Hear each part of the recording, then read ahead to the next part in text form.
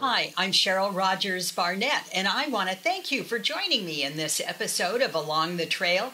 And my guest today is Red Steagall, national treasure, first cowboy poet to be named Poet Laureate of Texas, and just all around good guy. You're talking about me? Yes, you. Thank you, Cheryl. I'm so proud to be here with you. Oh. We've been friends for a long, long time, you and Larry and I, and we've told a lot of stories together because we kind of grew up in the same part of the world for a few years. Yes. And it was a great life and great memories. Yeah, and some of the people that we've known in common, not at the same time, but that we've shared friendships with, are very interesting people. So how did you go from a degree in agronomy and animal science to Hollywood? I mean, in a short time. Oh, I kind of always wanted to be in show business from the time I was real little. Wow. I got a degree as an insurance policy in case I couldn't make it in show business. Very smart. And I spent 5 years in agricultural chemistry. And I had a couple of buddies that were in Hollywood. Now, they grew up in the Texas Panhandle. And Don Lanier and I grew up together. And when we were started to high school, then his daddy got transferred to a plant on the north side of the river. And he went to high school at Dumas, where he met Jimmy Bowen. And so he and Jimmy went off to school. The truth of the matter is, Jimmy got a scholarship to go play football at West Texas. Oh. And Donnie got a scholarship to play football at Tech, and he didn't like Tech, so he moved in the dorm with Jimmy at West Texas, and they met a fellow named Buddy Knox, and they formed a group called Buddy Knox and the Rhythm Orchids. And they Orchids? They had 7 #1 records in a row. Party Doll, Rock Your Little Baby to Sleep. Oh, yeah. Lots and lots of records.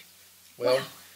Jimmy, when Buddy got drafted and went off to the Korean War, then Jimmy went to Hollywood and Donnie stayed in Amarillo. So he and I did a lot of things, wrote some songs and played some dances together. And one day Jimmy called him and he said, I got a good job, I need some help, move out here. So Donnie went out there to be Jimmy's union contractor. Because in those days, we only had 4 tracks. And a session was very tightly controlled by the union. And somebody had to hire those musicians. The producer couldn't do it. The record company couldn't do it. So they had to have a union contractor. So that's what Donnie was doing. And one night, I was the assistant sales manager of the ag division for Shamrock Oil. And they called me one night and said, we need somebody we can depend on. Come on out here. We might have something going. So I resigned.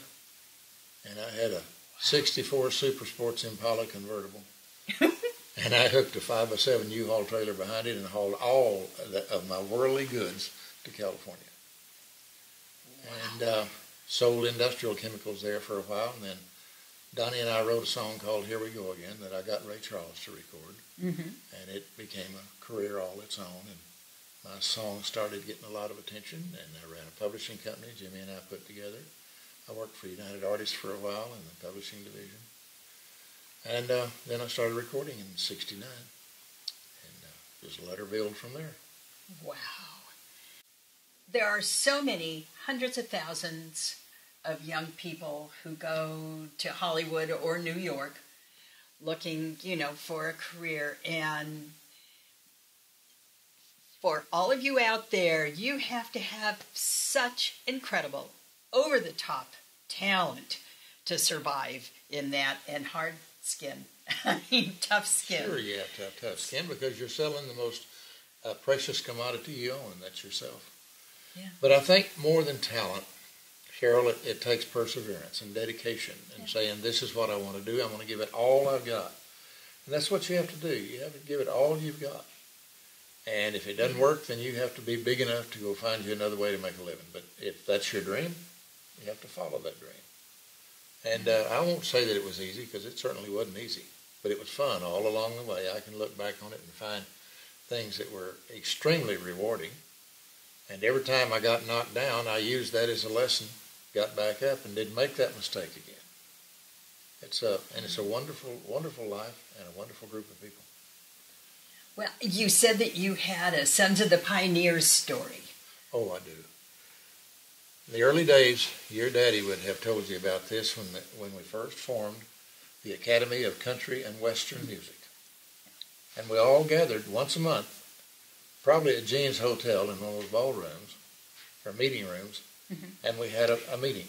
And there would be Gene and Jimmy Wakely and Eddie Dean and your dad and every cowboy actor in the world that had ever been on screen was at those meetings. And so we decided, I was the chairman of the board that year, and we decided to have a reunion of the Sons of the Pioneers. And we had it at the Ambassador Hotel. And we started with the group that was current. And then whoever they took their place, then that person would come in, all of them that were living. And so we got down to the last group. And it was your dad. The Farr brothers were already gone. Tim Spencer had had a stroke and couldn't speak.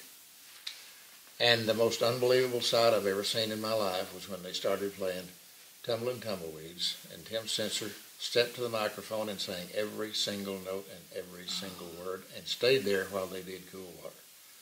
Wow. So whatever was blocking him up inside, from his mind to his voice, escaped. And big old crocodile tears running down off his cheeks. It was the most, one of the most emotional things I've ever seen in my life. Yeah. And I see it in my mind's eye a jillion times, thinking that, you know, what's really important to you in your life is the thing you should hang on to, you should treasure, and you should nurture. And he did that. Yeah. Oh, wow. That's an incredible story. I love that. And, well, I love Timmy. He was such a sweet scamp. He and my daddy, when they started out, Dad always said that Tim was like the brother he never had. And I think they had way too much fun when they were starting out touring. I bet they didn't. Some of it they may want to cover it up later on, but I bet they didn't have too much fun. You said that you know Snuff Garrett, one of my favorite characters ever, and a dear friend of Mom and Dad. So did you work with Snuffy, or? I knew Snuffy almost from the time he got to Hollywood. We got there about the same time. And I spent a lot of time with him when he worked for Liberty Records. Snuffy cut several of my records. The one I'm really proud of is he was doing all those things as Walter Brennan. Yeah. And so I wrote a song for him a recitation called Rockin' Chair Trucker. And I got to stand beside him in the studio and point him when he should come in, so he'd get the beats right. Yeah. And that was one of the greatest thrills of my life, to have Walter Brennan cut something of mine and be able to stand there while he was recording it. What a special actor he was. Wow. He was. Yeah. He was everybody's hero. Yeah. And Snuffy and I kept our horses at the same place, out in Santa Clarita. And he had a big old high-headed buckskin mare. Snuffy wanted to be a Spanish guy more than anybody I ever saw in my life. Really? Oh, he had a charro outfit that had all the silver on it, and he would dress to the nines with a great big sombrero, and I'd have my leggings on, and I had a Colt revolver, and he had a Colt revolver, 22, and then we had a 22 lever action Winchester in the saddle boot. And we'd go out there and saddle our horses after we got through with the day in Hollywood, and we'd ride down that Santa Clarita Canyon, and we'd shoot ground squirrels. And we didn't harm the population one single squirrel. But we had the best time. And we'd do that sometimes 3 times a week. Oh, wow.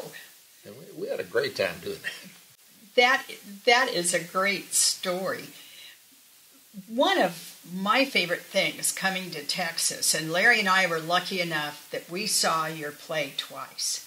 That I still think that every school in the United States should be required to have that play that you and a couple of your friends wrote. I mean, from a historical standpoint of the development of our country, that play is so beautiful and so memorable. Well, thank you. Is anybody doing that now? No, we only did that for charities. Yeah. And we raised a lot of money for the for a scholarship fund. Yeah. And then we did a couple of things in Oklahoma City at the Cowboy Hall that weren't exactly that play, but they were Ride for the Brand and Born to This Land, and with music and poetry. And we raised quite a bit of money. And we did that play one night for the rehab center at Tom Perini's Steakhouse in Buffalo Gap, out in the open air, and that was really fun that night. Oh, I bet. But Soul of the West was something that Andy Wilkinson and I came up with, and using poetry and music and characters, and we had some great characters in that, you did. in that play. And the characters you developed were so strong and so wonderful. Well, I mean, helps when you've got good writing and good music. But I think that it's important for our children to see things like that because they can identify with the music and all of that. It's a great way to get through to them and teach them without knowing that they're learning something. But Larry and I just absolutely loved that and felt so honored that we were able to see it twice. Well, I'm glad you were too. I'm really proud of it. It's just so expensive to do that we really have never figured out how we could do it and make it work. Even if we had investors, I don't know how in the world we'd make it work. Any thought of turning that into a film? No? No. You could do it and have Charlie tell the story. Barry Corbin was the perfect Charlie Goodnight. He was. And Trudy Farah was a perfect Cynthia Ann Parker. Oh, what a voice. And so, I mean, we had some great characters. And Alex Cord was Burt Burnett. Yeah. He did a great job. Well, and my good buddy, Annie Lockhart. Annie was fabulous as Frenchie McCormick. Yeah, she was so good in that. Yeah. And she was so proud of having worked on that project.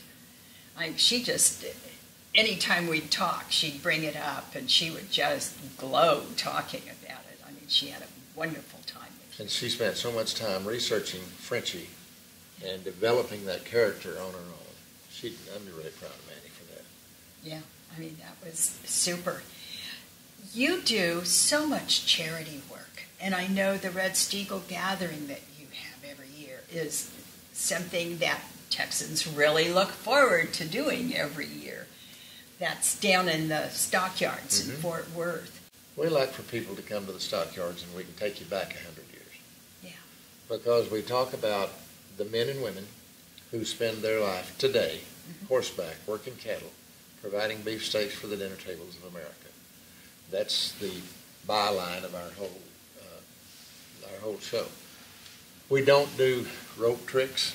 We don't do fast draws, whip cracking, mounted shooting, and all of those are great events.